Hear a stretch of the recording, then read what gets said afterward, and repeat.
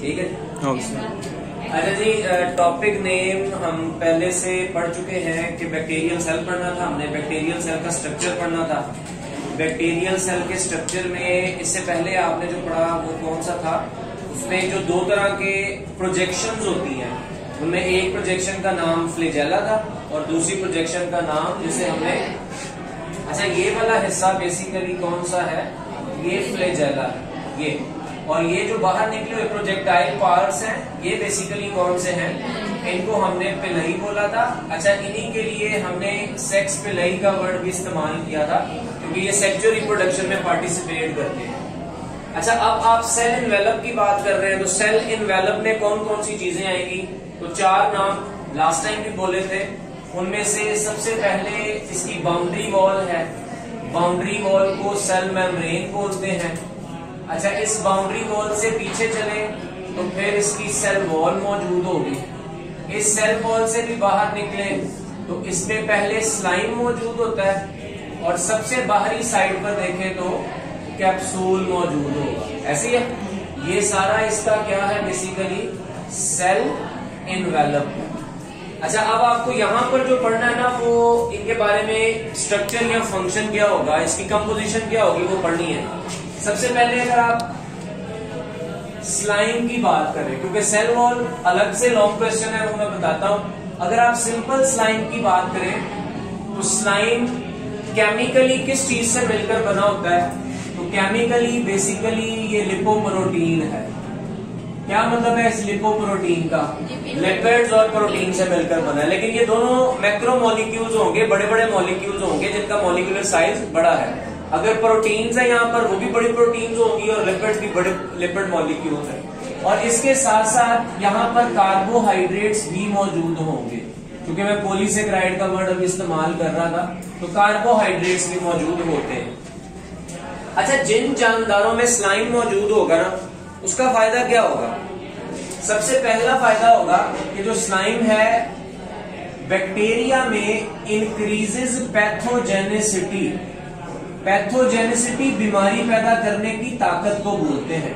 मतलब कि ये होगा ही उन बैक्टीरिया के अंदर जो पैथोजेंस होंगे, क्योंकि बैक्टीरिया दोनों तरह के ना, या यूजफुल या हार्मफुल, हार्मफुल पैथोजेंस हैं, तो ये पैथोजेनिक बिहेवियर रखते हैं। अच्छा फिर ये है, इसका एक और फायदा है कि ये प्रिवेंट्स बैक्टीरिया, ये बैक्टीरिया को रोकते हैं, बचाते हैं, क्या करने के लिहाज से, अगेंस्ट फेगोसाइटोसिस, कि कोई दूसरा उनको खा ना जाए, कोई दूसरा उनकी फेगोसाइटोसिस ना कर जाए। जिस तरह जब ये हमारे बॉडी में आएंगे तो हमारी बॉडी की एंटीबॉडीज इनको खाएंगी ना।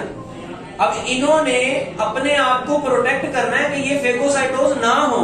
कौन प्रोटेक्ट करेगा इनको, स्लाइम प्रोटेक्ट करेगा। बेसिकली स्लाइमी नेचर होने की वजह से आप हाथ के ऊपर ऑयल लगाएं और फिर ग्रिप करें, उसकी ग्रिप लूज हो जाएगी कि हार्ड हो जाएगी, लूज हो जाती है। बिल्कुल ऐसे स्लाइमी नेचर होने की वजह से इनका भी यही बिहेवियर है। और देखो जब ये बॉडी में आ गए, इनको हमारी बॉडी की एंटीबॉडीज ना मार सकी तो ये तो फिर बीमारी पैदा करेंगे ही करेंगे ना, तो ये उनका बिहेवियर हो गया। अच्छा स्लाइम के साथ साथ दूसरा कौन है, कैप्सूल है। अच्छा कैप्सूल की भी केमिकल नेचर बिल्कुल वही है, मतलब ये भी बड़े बड़े जो पॉलीसेकेराइड्स हैं इनसे मिलकर बना हुआ। इस पॉलीसेकेराइड्स के अलावा यहाँ पर प्रोटीन्स या लिपिड्स वगैरह मौजूद होंगे। तो केमिकली मॉलिक्यूल्स डिफरेंट होंगे, कंपोजिशन लिपोप्रोटीन पॉलीसेकेराइड्स ही होंगे। काम क्या करना है, काम करना है कलोनाइजेशन का। कलोनाइजेशन कलोनी बनने के अमल को बोलते हैं। कैप्सूल कैसा है, सबसे बाहर है और आप ऐसा समझे चिपचिपा सा है। स्लाइम का मतलब स्लाइमी है ही है, ये भी बिल्कुल ऐसा ही है, एडहेसिव है, चीजों को जोड़ लेता है आपस में। अच्छा जब बैक्टीरिया, ये एक बैक्टीरिया है, ये दूसरा बैक्टीरिया, ये तीसरा बैक्टीरिया, ये अकेले नहीं रहते, ये कॉलोनी बना के रहते हैं। तो फिर इनके बाहरी साइड पर कौन मौजूद है, कैप्सूल है। यहाँ पर भी कैप्सूल है, कैप्सूल टू कैप्सूल अडहेजन हुई है, उसने इन सबको क्या किया हुआ है, जोड़ के रखा हो। तो ये बेसिकली कलोनाइजेशन करवाना किसका फायदा हो गया, कैप्सूल का फायदा हो। ठीक है, एक काम इधर, दो काम साथ उसकी केमिकल नेचर हो गई। अच्छा आप उससे नीचे आए, सबसे बाहर कैप्सूल, फिर स्लाइम और उससे नीचे फिर कौन है, सेल वॉल मौजूद है। अच्छा जो सेल वॉल है ग्राम, क्रिश्चियन ग्राम नामी उसका साइंटिस्ट का नाम है और इस प्रोसीजर का नाम ग्राम स्टेनिंग है। स्टेनिंग कहते हैं किसी चीज को रंग देना, ठीक है जी, कलर देना, किसी चीज को स्टेन करना। स्टेन करने के लिए हम डाइज इस्तेमाल करते हैं। डाइज का क्या मतलब है, वो रंग देने वाली साख्तें इस्तेमाल करते हैं। अच्छा, इसने ना ये चेक करना है कि जो बैक्टीरिया की सेल वॉल है वो सेल वॉल बेसिकली एक ही तरह की है, दूसरे नंबर पर तमाम बैक्टीरिया में होती है कि नहीं होती। तो कुछ ऐसे भी बैक्टीरिया होंगे जिनके अंदर सेल वॉल नहीं होगी। इसके लिहाज से एमसीक्यूज भी है, मैं आपको बताता हूं। अच्छा, क्रिश्चियन ग्राम ने ग्राम स्टेनिंग के लिए एक सोल्यूशन, डाइज मैं बोल रहा हूं, वो सोल्यूशन तैयार किया जिसे स्टेन सोल्यूशन बोल देते हैं, ग्राम स्टेन सोल्यूशन बोल देते हैं। इसने एक पेट्री डिश ली, इस पेट्री डिश के ऊपर बैक्टीरिया को ग्रो करवाया, खाने पीने का सामान रखा जिसको न्यूट्रिएंट सप्लीमेंट बोलते हैं, और उस न्यूट्रिएंट सप्लीमेंट को खाते खाते यहाँ पर बेशुमार बैक्टीरिया अपनी तादाद में क्या करते रहेंगे, इजाफा करते रहेंगे। जब कल्चर तैयार हो गया तो फिर इसने उसके ऊपर ग्राम स्टेनिंग सोल्यूशन डाल दिया और उसको सेटल डाउन होने का मौका दिया।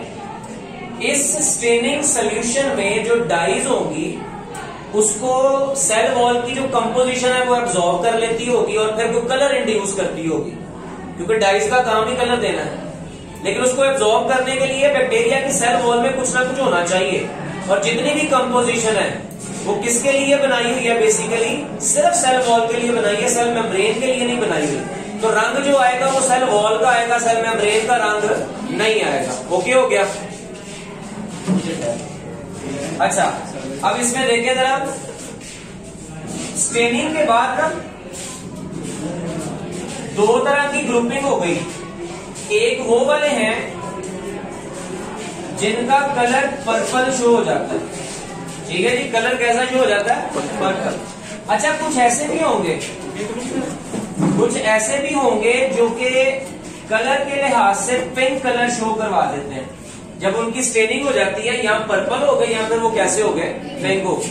अच्छा, अब देखिए, जो पर्पल वाले थे ना, उसने पर्पल वालों को नाम दे दिया ग्राम पॉजिटिव का, और जो पिंक वाले थे उनको क्या नाम दे दिया, ग्राम नेगेटिव का। लेकिन इसी कल्चर में कुछ ऐसे भी मौजूद है जिसमें सेल वॉल मौजूद है।